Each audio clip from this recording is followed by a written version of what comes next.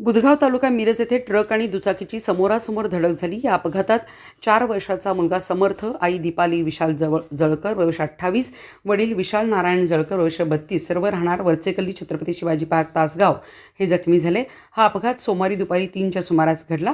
वडील आणि मुलाची प्रकृती गंभीर असून त्यांच्यावर सांगलीच्या सिव्हिल रुग्णालयात उपचार सुरू आहेत।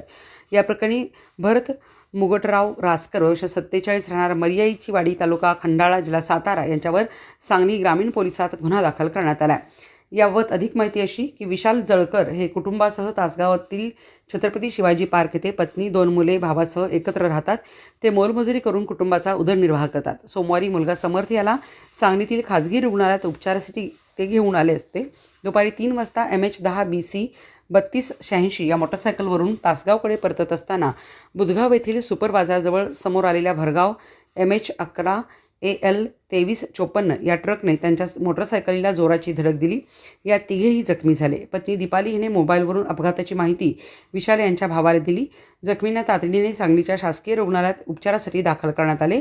विशाल जळकर आणि मुलगा समर्थ यांची प्रकृती गंभीर आहे। पत्नी दीपाली यांच्यावर उपचार सुरू आहेत। या घटनेची सांगली ग्रामीण पोलिसात नोंद झाली असून धडक देणाऱ्या ट्रक चालक भरत रासकर याच्यावर गुन्हा दाखल करण्यात आला आहे।